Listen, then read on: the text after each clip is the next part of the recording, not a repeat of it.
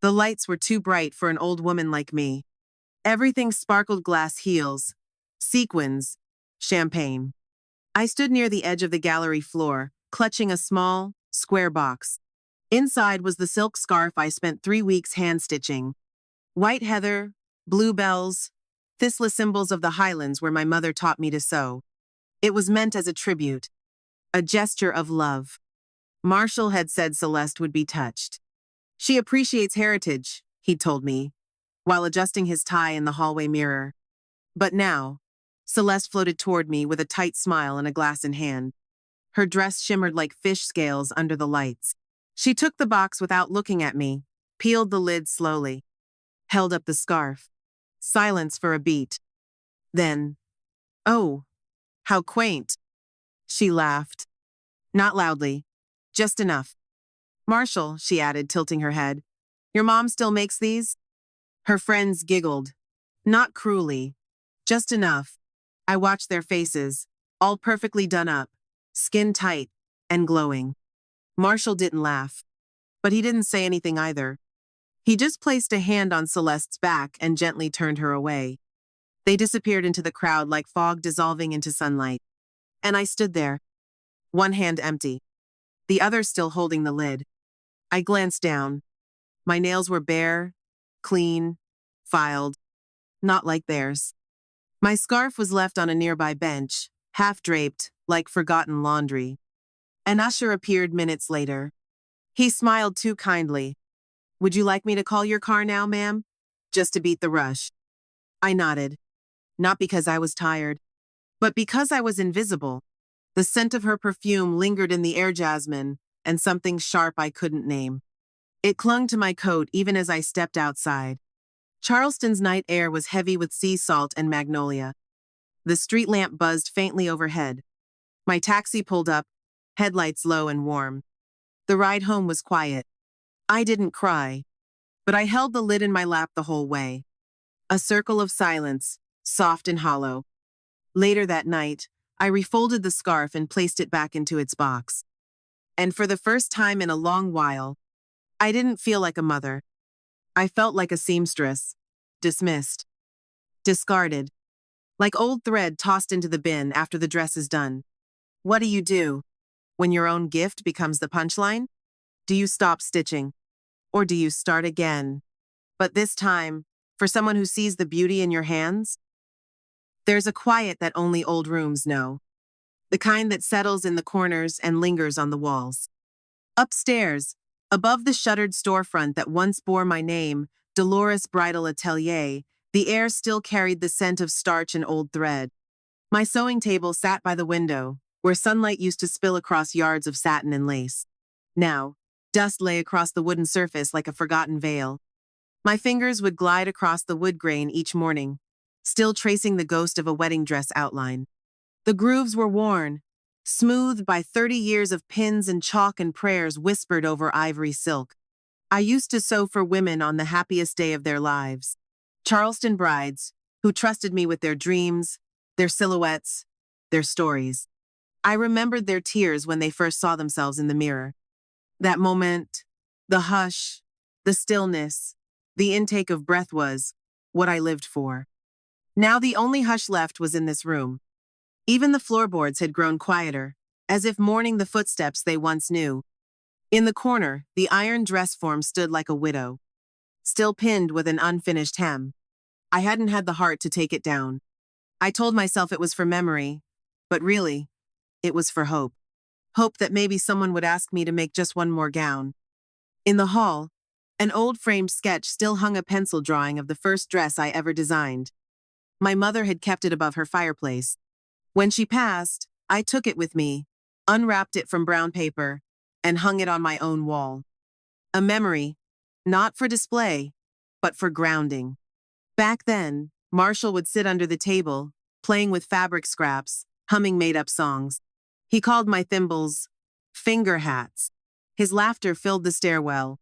When his small hands grew big enough to hold a needle, I showed him how to thread it. He never sewed a stitch, but he watched wide-eyed, respectful. He saw magic. Now he saw scheduling conflicts. Polite texts with perfect grammar. A once-a-month phone call, always ending with, "Gotta run." At night, I boiled water for peppermint tea. 1 cup, always one. I'd sit in silence as it steeped, hands wrapped around the mug, watching steam rise like memory. And I'd wonder, without resentment, when did the fabric between us fray? Did he notice? Or was I the only one tugging gently at the thread? I never expected him to move back, but I had hoped foolishly perhaps that he might visit more.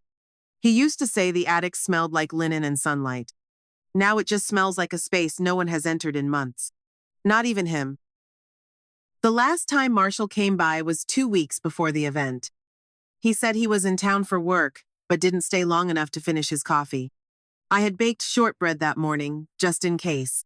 The recipe was my mother's flour, sugar, butter, and thyme. He took one bite and smiled, distracted. "These still melt in your mouth," he said. Then he checked his watch. I noticed he no longer asked about the shop. He didn't ask if I'd been sewing, or if I'd heard from Mrs. Potts, whose granddaughter was supposed to be engaged. He didn't ask anything that mattered. Instead, he said, "Celeste has her launch coming up. It's a big deal." And I nodded, because that's what mothers do. We nod. We make space. I told him I was excited, that I'd made something for her. I remember the way his smile flickered like a candle catching its last breath. "Oh, that's sweet," he said. But his eyes dropped to his phone before the words even cooled in the air. He didn't ask what I made. Didn't ask to see it. Didn't stay long enough for me to offer it. When he left, he hugged me like someone who had a train to catch. His coat smelled like cedar and city air. I watched him walk down the same stairs he once slid down on his stomach in Christmas pajamas. He didn't look back. The hallway felt colder after he left. I stood in the doorway for a long time, holding the teacup he didn't finish. The lipstick stain on the rim wasn't his. It was mine from earlier, and somehow that made it worse. Later that night, I unwrapped the scarf I had made for Celeste. White silk, light as breath. The flowers I had embroidered came from the old Scottish motifs my grandmother used to sketch. Each stitch deliberate. Each thread, a kind of remembering. I held it up to the light. It shimmered not garishly, but gently, like morning sun on river water. And in that moment, I believed it might mean something to her. Not because it was expensive, but because it carried weight. Not in carats or brand, but in memory. I tied a satin ribbon around the box and placed it on the side table. It waited there for days, quiet and hopeful. Like me. The morning of the event, I woke up earlier than usual. The house was quiet, but not still. There was a kind of energy in the air, something between hope and dread. I laid out my navy skirt, the one with the pleats that moved like water when I walked. Pressed it twice. The silk scarf box sat on the bureau, tied with its blue ribbon. I ran a lint roller over the lid, though there was no lint. Just nerves. Downstairs, I chose a pair of earring simple studs. Pearls, worn smooth by years. They had been a gift from my husband on our last anniversary before he passed. He always said I looked elegant in understatement. I caught my reflection in the mirror. Hair pinned up, lips with a hint of color. Not too bold. Not invisible either. Outside, the sun shimmered over the brick streets of Charleston. I stepped into the car service Celeste's assistant had arranged. The driver barely made eye contact. Said my name like I was a package. Not a person. I held the box on my lap the entire ride.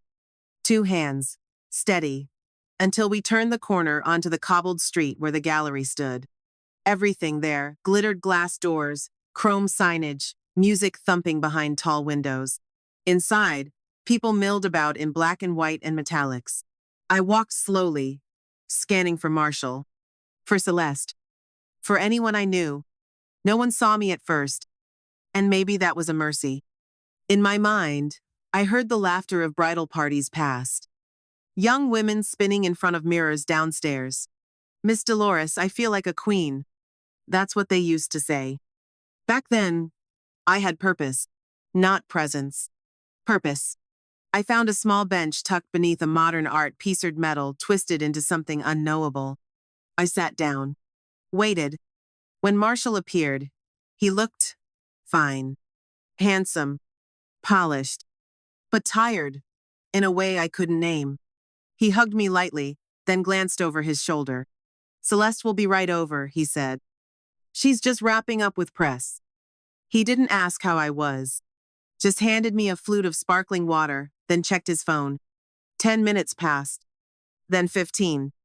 I stood up, fixed the box ribbon once more, and that's when I saw her approaching, smile tight, steps sharp, eyes scanning the room. When she reached me, her words were soft but clipped. "I'm so glad you could make it, Dolores." And then, without waiting for my reply, "I wasn't sure you'd feel comfortable in this kind of space." Her voice was smooth. Her meaning wasn't. I smiled back. But something in me sank, quietly. Not from anger, from recognition. When the space you're offered feels like an afterthought, how do you know if you're truly welcome? It wasn't long after our exchange that an assistant approached me. A young man, barely 30, with soft shoes and careful words. He crouched a little to meet my eye like I was a child. Or fragile. "Mrs. Henderson," he began, voice like honey over ice, "Celeste just wanted me to check in on you." I nodded politely, though my chest tightened. "She was wondering," he continued, "if you might prefer a quieter space somewhere to sit and relax before the evening gets too loud." He gestured toward the coat room. A place of arrival, not belonging. She thought it might be more comfortable. I looked down at the silk box still in my lap. The ribbon had shifted slightly. "Of course," I said, standing slowly. He reached to take the box, but I held it tighter. Our eyes met for a moment. He withdrew his hand. We walked together down the side hall, past tall arrangements of orchids and white lilies. Their fragrance clung to the air sharp, too clean. When we reached the small lounge area, the door clicked softly behind me. A velvet chair waited by a low table. There was a bottle of mineral water, a white napkin. Nothing else. No sound from the main room. No laughter. Just the hum of central air. I sat, straight-backed, hands folded, and waited. For what? I wasn't sure. I thought Marshall might come by, to sit with me, to say something, anything. But time passed, like dripping wax. 10 minutes. Then 20. Then silence began to feel personal. I thought about the brides I'd helped over the years. Some of them nervous. Some of them too young. Some already certain the marriage wouldn't last. But each of them had looked me in the eye when I placed the veil. Each had thanked me. Celeste hadn't even opened the box. I closed my eyes for a moment. The chill in the room settled on my collarbones. I draped the scarf over my knees, just for warmth. And in that stillness, a thought came so gently it startled me. Maybe I wasn't being honored here. Maybe I was being managed. The door opened again. Not with ceremony. Just the soft click of someone doing their job. The same assistant stepped in, his smile rehearsed. "Your car's ready, ma'am. We thought it best to get ahead of the traffic." It wasn't even 8 o'clock. I blinked once, then nodded. He didn't say goodbye. He didn't ask if I'd enjoyed the evening. He just held the door and looked away as I passed. The scarf box was no longer on the table. I turned, scanning the quiet lounge. There, it was half tucked behind a floral arrangement, next to a stack of unused menus. I walked over and picked it up. The ribbon had come loose. Someone had opened it, but not in front of me. Not with a thank you. Just opened, then set aside. I didn't retie it. I carried it as it was, silk peeking through the folds. The hallway back to the lobby was quiet too. No one noticed me. Or if they did, they looked away. The same way you look away from a painting that makes you feel too much. Outside, the air was thick with coastal moisture. My car was waiting, engine running, driver standing stiff beside the door. He opened it without a word. I slid in, placing the box on the seat beside me like it was made of glass. As we pulled away, I looked back. The gallery windows glowed like the inside of a snow globe, beautiful, sealed, untouchable. Inside, somewhere, my son was laughing, or at least pretending to. I pressed my hand to the window glass, felt the coolness against my fingers. Years ago, Marshall would have run outside after me, asking if I'd gotten home safe. Now, he didn't even check if I'd left. The ride home was quiet. Too quiet. I tried to hum an old tune, something I used to sing while sewing, but the melody didn't land. It dissolved halfway through like a thread pulled too tight.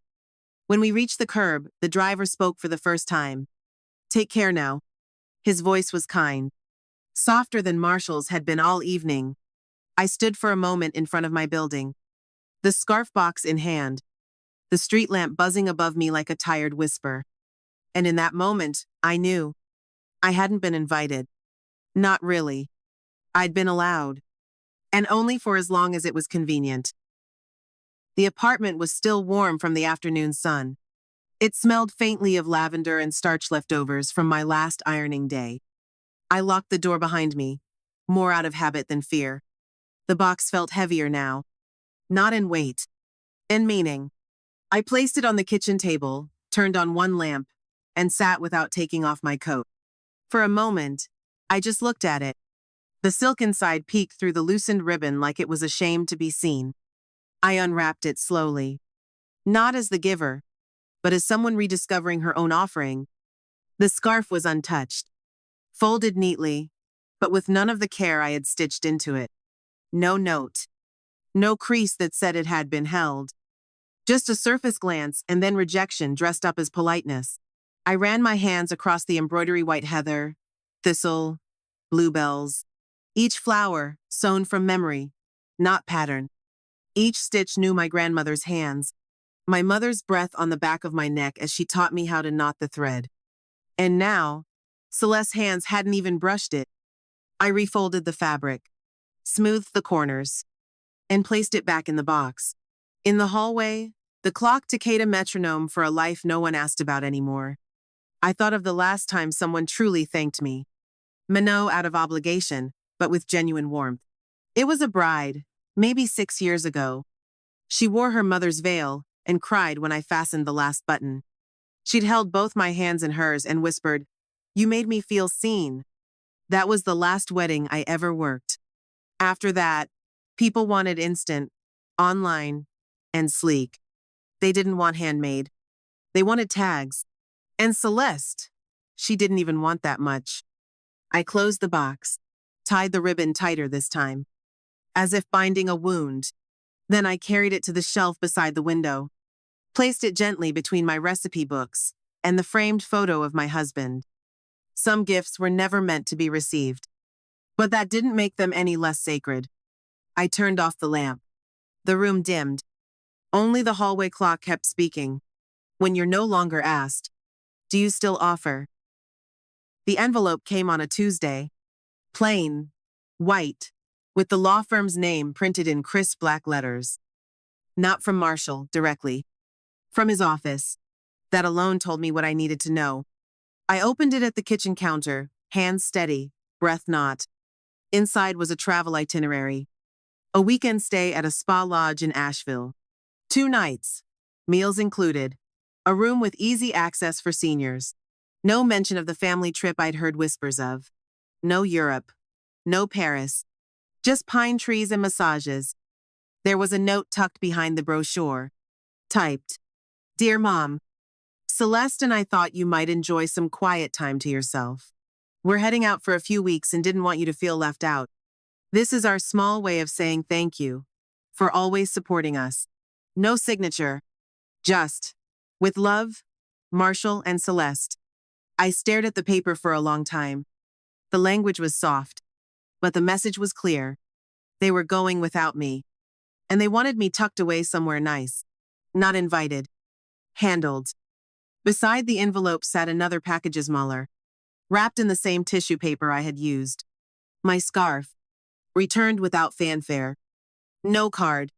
Just a yellow post-it stuck inside the lid. "We figured this might be safer with you." Safer. As if it were fragile. Or, worse, embarrassing. I ran my hand along the silk one last time. The flowers still smiled up at me, unaware they'd been deemed unsuitable. For a second, I thought about crying. But the tears didn't come. They'd already learned to hold their breath around here. I placed the scarf back in the box, closed it gently, and sat in the quiet of my kitchen, letting the hum of the refrigerator fill the room. It was funny. They thought they were giving me peace. But peace doesn't come in envelopes. It comes from being seen, being wanted. And what they'd given me was permission to disappear.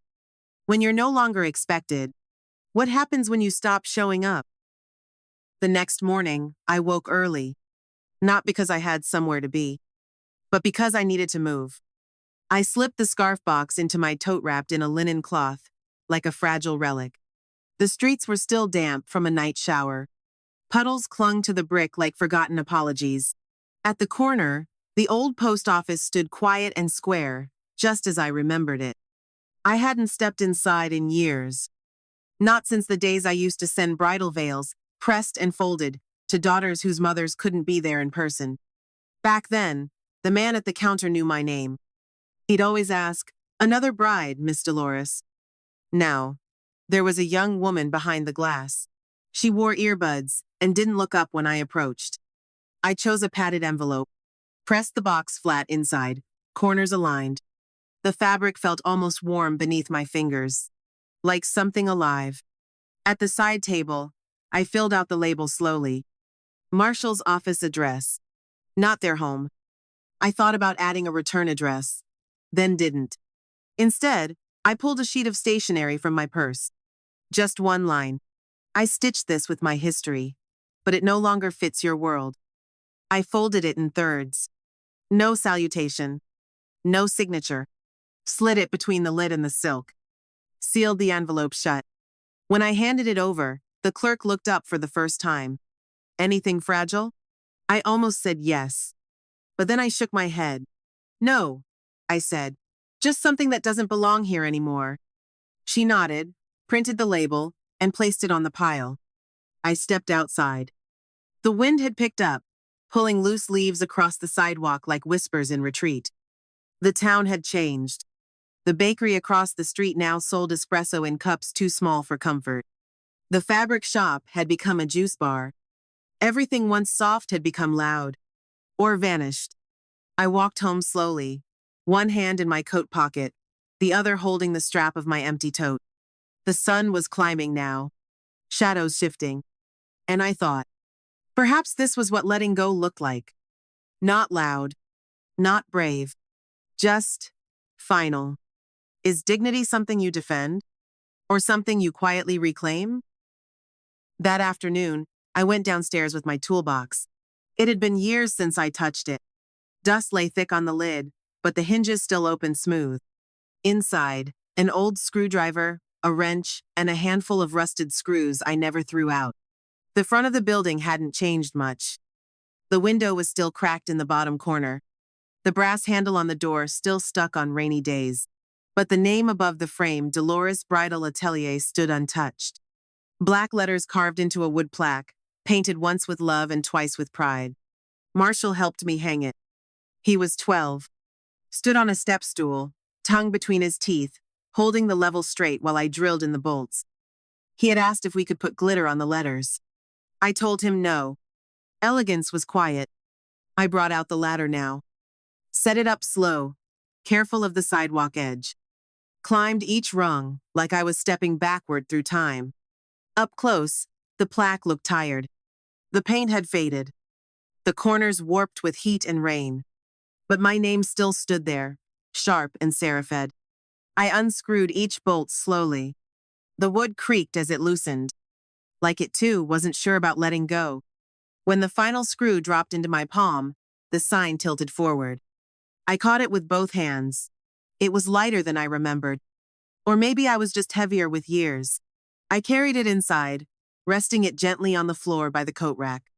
Then I stepped back out and took a white linen clothone I'd saved from the last fitting I ever did and covered the front window. It didn't block the light entirely, just softened it. I stood there for a moment, watching the street, hearing nothing but the sound of my own breath and a distant wind chime from the florist down the block. I didn't feel sad. I didn't feel triumphant, only empty, in a way that made space for something new.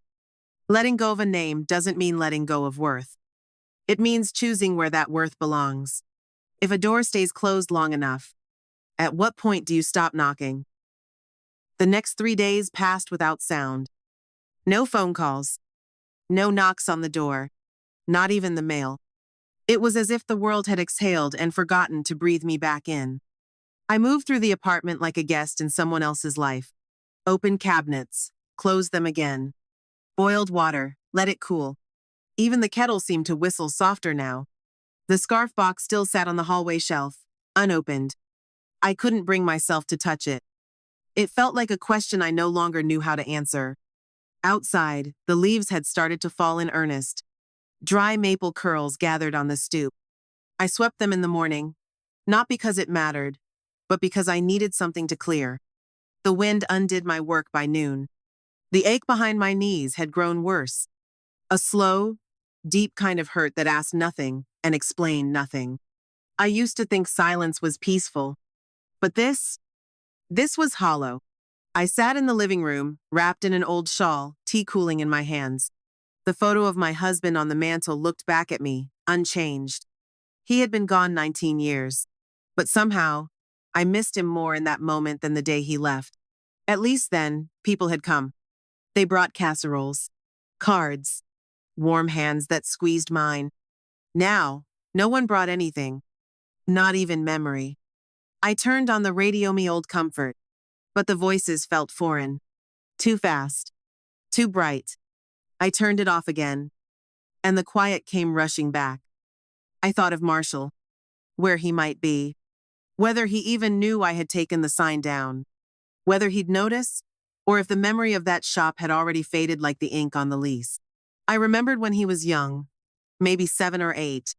He used to come running into the back room, cheeks flushed from the sun. "Mom, I fixed the mailbox flag." He was so proud. Even the smallest task made him beam. I wondered now, when had that pride been replaced with polish? When did warmth become professionalism? And why had I let it happen? A knock would have startled me. Even a wrong number would have felt like something. But there was nothing. Only the hallway clock. Ticking steady. Not for me.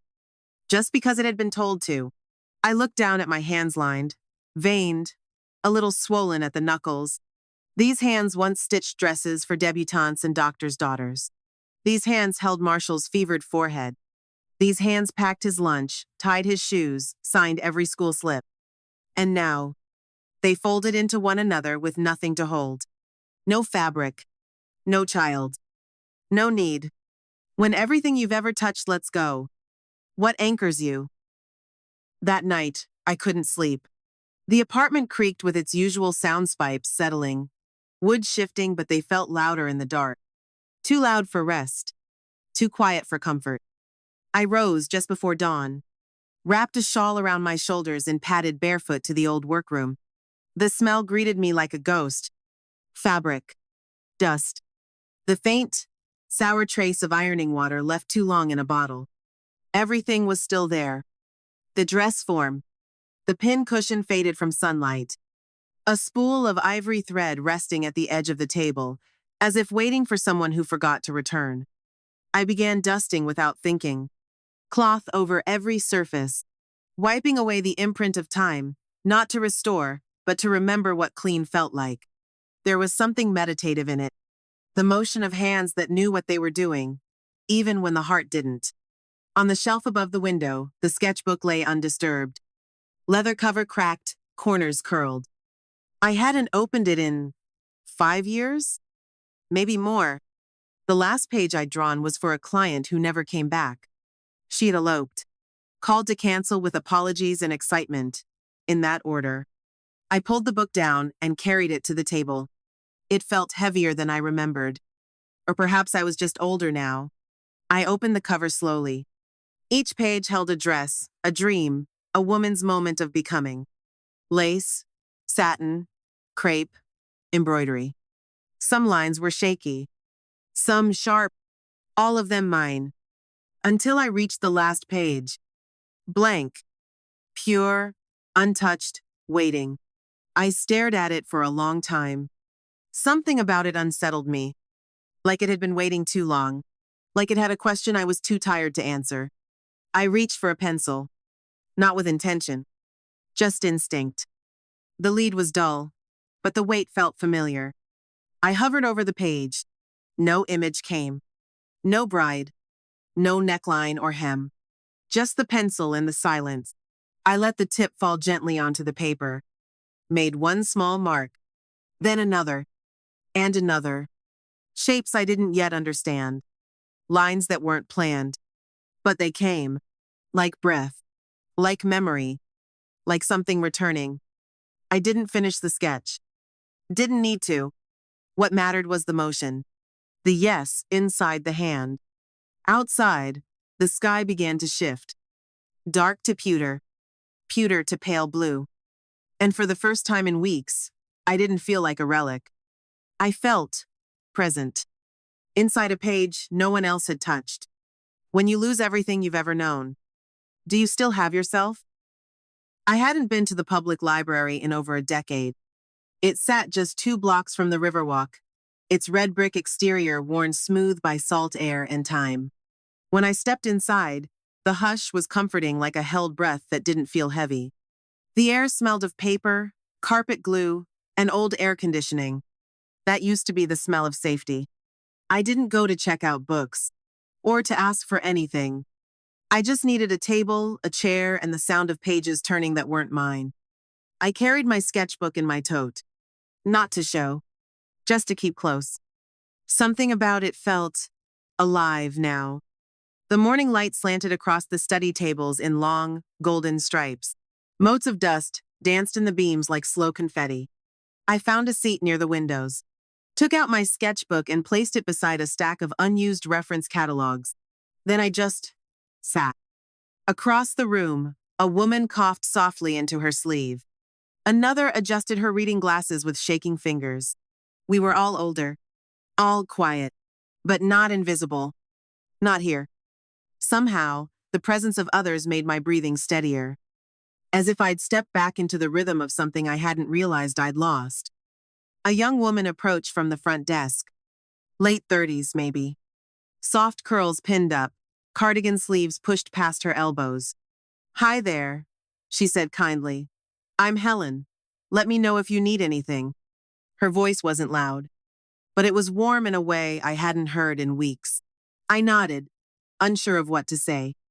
Then she noticed the sketchbook. "Are you an artist?" she asked. I started to shake my head, but then paused. "I was a dressmaker," I said. "A long time ago." She smiled, not patronizing, but curious. "That's beautiful," she said. "We're starting up some community workshops soon. If you ever feel like sharing your skills, we'd love to have you." She said it like it was nothing, like an idea barely formed. But something in me stirred. Not pride, not purpose, just the smallest sense of being seen. She walked away, leaving the air just a little warmer. I reached for my sketchbook, flipped to the blank page again. And this time, the lines came easier. Not for a client, not for approval. Just to remember what creation felt like, when everything around you goes quiet. What would you say if someone finally listened? 2 days later, I returned to the library. This time, I brought something with me. Not the sketchbook, not the scarf Celeste had rejected, but an old sampler I'd stitched when I was 17. Faded linen, edges frayed, but the thread still held. Roses, ferns, a thistle at the corner my mother's touch. It wasn't for display. It was proof for myself that my hands had once made something lasting. I folded it carefully into a paper envelope and slipped it into my tote. The wind was sharp that morning. Dry leaves scraped along the sidewalk like brittle questions. When I stepped inside the library, Helen was at the front desk. She looked up and smiled like she remembered me, which felt rarer than it should have. "You came back," she said. I nodded, hesitant. "I brought something," I said. My voice sounded too soft, but she leaned in like it mattered. We sat at a side table by the periodicals, out of the way. I unfolded the sampler and placed it between us. She didn't gasp, didn't praise. She just looked with a kind of reverence I hadn't expected. Did you stitch this? Yes, I said. A long time ago. She traced one flower lightly with her finger, careful not to press too hard. This is quiet work, she said. But it speaks. The words landed somewhere beneath my ribs. Then she asked, almost shyly, would you be open to showing others how to do something like this, even just once? I hesitated, not out of pride, out of fear. What if I'd forgotten how to teach? What if no one came? What if my fingers, now slower, betrayed me? But instead of saying all that, I heard myself say, yes, I could try. Helen smiled. Next Wednesday, she said, we'll set up a table in the back room. Just an informal session. If no one shows, we'll drink tea. Tea. The way she said it made it feel like a circle, not a consolation. When I left the library that day, I carried the sampler like something newly born. My hands ached a little from the cold, but in my fingertips, I felt a vibration I hadn't known I'd missed.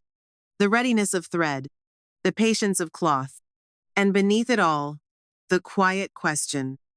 If you offer something gently enough, might the world finally reach back? The back room smelled of old books and linoleum. It was warmer than I expected. Helen had placed a folding table near the window, sunlight softening the edges of everything. 2 chairs, 2 cups of tea already poured. She gave me a gentle squeeze on the shoulder before stepping out. This space is yours, she whispered. I laid out the sampler on the table. Beside it, a hoop, some practice cloth, and a small tin of needles I'd kept since the late 90s. I didn't know what I was waiting for. I told myself I'd give it 20 minutes. And if no one came, I'd sit and stitch for myself. At exactly 10 past the hour, the door creaked open. A woman stepped in tall, thin, a knitted shawl over her shoulders. Her hair was white and braided loosely down one side. She looked around the room as if surprised by its quiet. You must be Dolores, she said. I smiled. And you must be my first student. She chuckled, low and kind. Clarice, she said, settling into the chair across from me. From her purse, she pulled out a folded square of fabric. Worn, yellowed, edges unraveling. I haven't touched a needle since my husband passed, she said. But I found this in the back of my drawer yesterday. I made it for my daughter's first birthday. She smoothed the fabric with both hands. Never finished it. I nodded, not out of sympathy but recognition. We sat for a moment without speaking. Then I handed her a hoop. She held it carefully. Like memory. We began with simple stitches. Running, backstitch, lazy daisy. Our fingers moved slowly. Not because we'd forgotten, but because we were remembering too much at once. Clarice paused halfway through a petal. You know, she said, I've made things for everyone. For my husband, for my girls, for church raffles. She looked up at me. But I don't think I've ever made anything just for me. I looked down at her work. A soft pink flower blooming, imperfect and full of life. We were never taught how, I said. She nodded, blinking hard. Outside, a breeze lifted the curtain. Light danced on the table. And between us, 2 sets of hands kept stitching. Not for approval, not for duty, but for the quiet joy of making something that stayed. Something that asked for nothing, except to be seen. If you've given everything to others, what would it look like to give something back to yourself? The envelope from the library wasn't formal. Just a folded piece of paper tucked inside a book Helen handed me. She smiled when I opened it. A quiet smile like someone offering a key without saying where the door leads. Dolores, the note began. If you're open to it, we'd love to make this a weekly thing. Same time, same room. We'll handle supplies. You bring the thread. No signature. No pressure. Just a gentle invitation to step forward. I walked home slowly, the note folded in my coat pocket like a heartbeat. The trees had turned fully by now. Gold and rust and copper leaves scattered along the sidewalks like spilled fabric swatches. I stopped once to watch a leaf spin downward, spiraling softly to the pavement. There was something comforting about its descent, graceful, unhurried. Not a fall, a landing. When I reached the apartment, I didn't go upstairs right away. Instead, I unlocked the door to the shop. The old key stuck for a second, then gave with a click. Inside, the air was still, but not stale. The way silence settles before something begins. Dust sparkled in the light from the back window. The old rug curled at the edges. The table bore faint outlines where tools used to rest. I sat on the floor beside the dress form, the one that had worn every dress I'd ever been proud of. My knees protested, but I stayed there, reading Helen's words again. Same time, same room. You bring the thread. I traced the grooves in the floorboards with my finger. Remembered where Marshall used to lie, reading comic books while I hemmed veils. I hadn't thought of that in years. The memory didn't ache this time. It just sat beside me, quiet and unchanged. This invitation wasn't about reliving anything. It wasn't even about being needed. It was about creating a space where no one had to apologize for being slow, or quiet, or old. A table where silence wasn't a gap-it part of the rhythm. That night, I took out a notepad. At the top, I wrote, "The Quiet Needle Circle." Beneath it, "A space for women who still remember thread." I didn't overthink it, didn't dress it up, just wrote the truth. Then I underlined the word remember, because that was what this really was. Not a class, not a project. A remembering of what hands could do, of what it felt like to be part of something unspoken. If no one left us a space, what would it take to make one ourselves? The next morning, I brought the shop keys down in my coat pocket. It was still early, the kind of quiet when even the wind seems to hesitate. I opened the door gently, as though stepping into something sacred. The scent hit me first. Old cotton, wood polish, a trace of lavender sachet tucked behind the curtains. It didn't smell abandoned, just paused. I stood in the center of the room for a long moment, letting the light settle around me. The dust in the air made everything shimmer, like the room had been holding its breath. I started with the windows, pulled back the curtains. The morning sun spilled across the floor in long, golden streaks. Everything looked smaller than I remembered. Or maybe I had grown larger from carrying so much alone. I opened the drawers one by one, found buttons sorted by color, still sitting in glass jars. Velvet ribbons coiled like sleeping snakes. Thimbles arranged like tiny helmets. Some had dents. Little testimonies to the lives they'd touched. I lifted the pincushion. Still firm, still full. A small needle was embedded crooked near the edge. I smiled. It had always slipped there, too short for the center. I left it as it was. I dusted each surface slowly, not rushing, wiping as though memory lived in the grooves. I found a box of muslin scraps under the table perfect for practice stitches. Some had faint pencil lines from bridal patterns. Others were still folded into thirds. I ironed them flat one by one. Steam rose into the air like a quiet promise. Next, I set out the chairs. 5, to begin with. All mismatched. One creaked, one leaned. But they would hold. That was enough. On the work table, I placed the small sign I'd written. The Quiet Needle Circle. No pressure, no perfection. Just hands and thread. I stepped back and looked at the space. It wasn't ready in the polished sense. There were no decorations, no brand new supplies, but it breathed differently now, as if something old had made room for something new.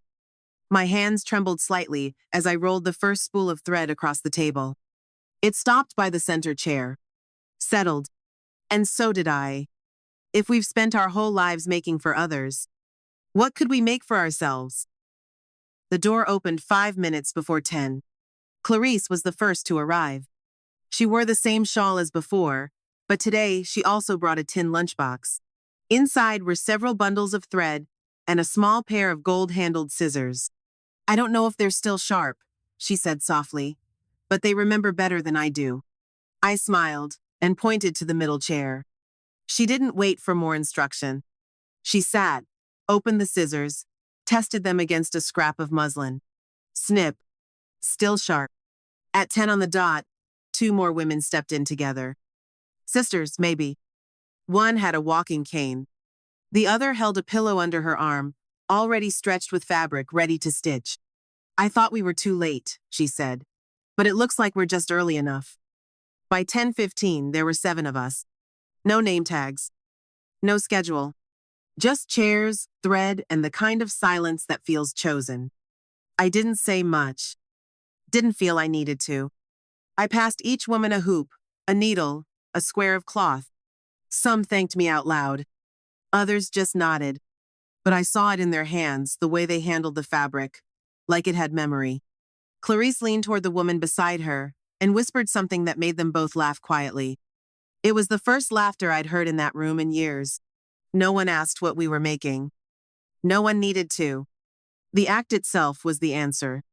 Hands moved. Threads pulled. A few stitches undone and done again. There was no shame in the mistakes. Only breath. Only rhythm. Outside, the wind knocked gently at the windows. But inside, the air was still and warm. Time stretched wide and slow, the way it used to when I sewed through the night for a bride with a deadline and a dream. I didn't think about Marshall, or Celeste, or who hadn't called. I thought only of the shape of each hand, the weight of the cloth, the hush between words. At some point, I looked up and saw the chairs filled. And I knew. This wasn't about reclaiming the past. It was about stitching something that had never been offered before. What if legacy isn't what we leave behind, but what we create in the presence of others? The article came to me folded inside a manila envelope. Helen handed it to me with both hands, her smile quiet but wide. I thought you should see this, she said. It was from the Charleston Gazzettione of those thin, local issues people usually skim over their morning toast.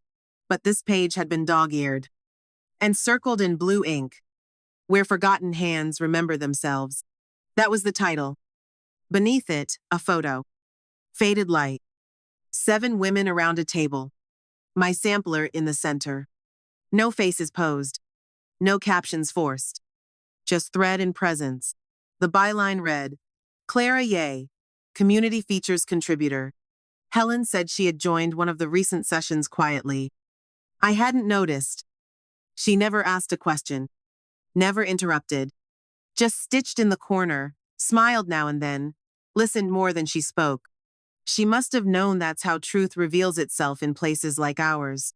Not by asking, but by sitting still long enough to feel it. The article didn't praise me. It didn't use words like hero or legacy. It spoke of space. Of a table in an old bridal shop where women no longer had to explain their silence. Where each stitch wasn't about beauty but memory. Where making something for yourself wasn't selfish, but sacred. I sat at the kitchen table, holding the article with both hands. The light outside had softened into that particular shade of morning silver.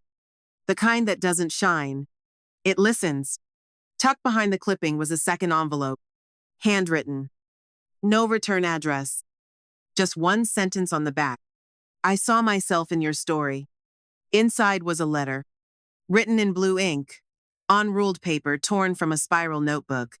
The handwriting leaned slightly left, like it had weathered something. The woman's name was Marion. 78. Widowed. Living in Georgia. She wrote about watching the article go around her quilting group. How they cried. How none of them had ever made anything for themselves. How they all thought they were the only ones.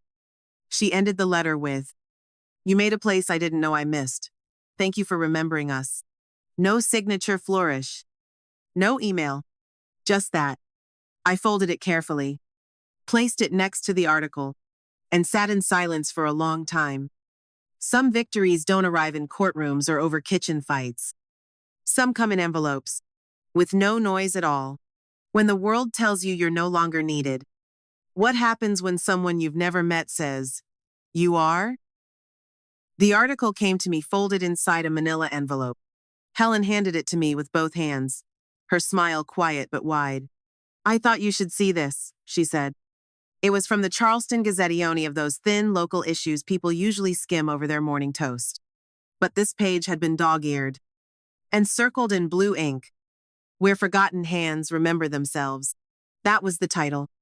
Beneath it, a photo. Faded light. 7 women around a table. My sampler in the center. No faces posed. No captions forced. Just thread and presence.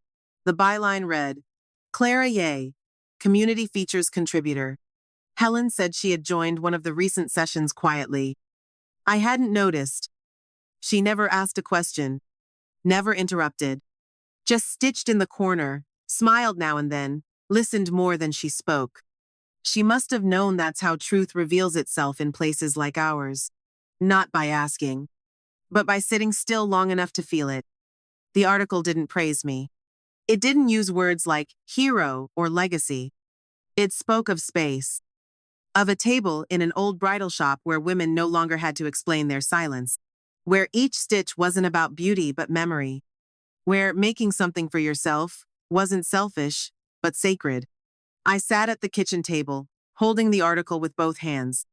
The light outside had softened into that particular shade of morning silver. The kind that doesn't shine. It listens. Tucked behind the clipping was a second envelope. Handwritten. No return address. Just one sentence on the back.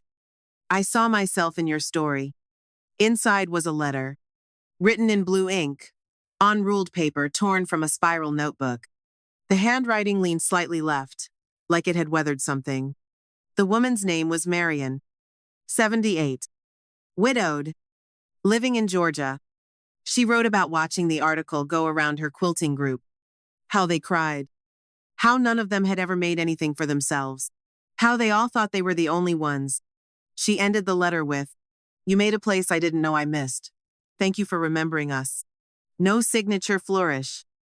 No email. Just that. I folded it carefully, placed it next to the article, and sat in silence for a long time. Some victories don't arrive in courtrooms or over kitchen fights. Some come in envelopes, with no noise at all.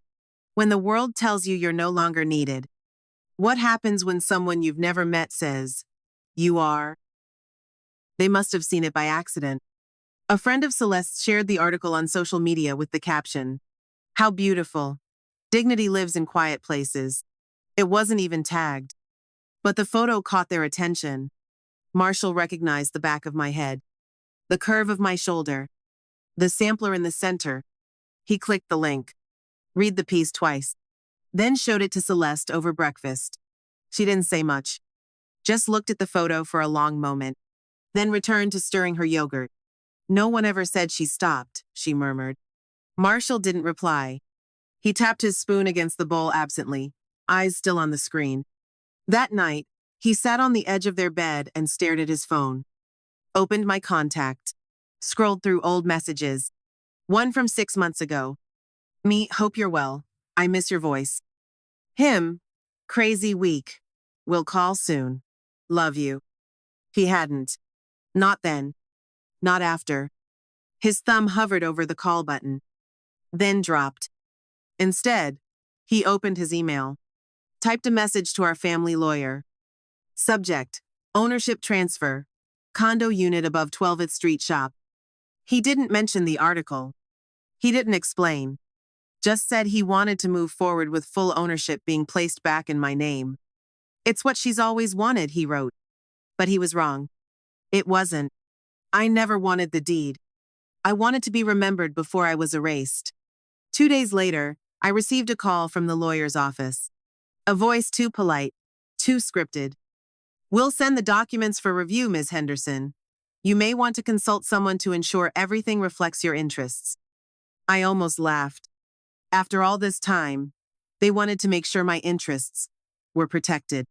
I said I'd think about it, then made a cup of tea, sat by the window, watched the wind carry the last leaves off the trees. I didn't call Marshall, didn't text, didn't mention the article or the email or the sudden kindness in legal form. Some gestures come too late to be invitations. They arrive as acknowledgments, not of guilt, but of distance, of the quiet cost of absence. Sometimes, when you're finally handed the thing they took, you realize you don't need it anymore. I didn't sign the documents. Not yet. They sat in a folder by the telephone, unopened. I didn't ignore them. I just set them aside. There were other things to prepare. The library had offered the front lobby space for one weekend. Helen called it a community showcase, but I called it something else. A reflection. Each woman in our circle contributed a piece, a stitched flower, a favorite word, spelled out in thread, a patch of a dress no longer worn. We mounted them on simple muslin squares, each one pinned to linen-covered boards. No names, no titles, only one sentence printed across the top, made by hands that never stopped remembering. I arrived early to hang the last panel. Clarice helped me straighten the edge. Her fingers were slower now, but precise. She paused before one of the pieces of butterfly stitched in mismatched blues. She said her daughter never liked the color, Clarice whispered, so she stitched it anyway, for herself.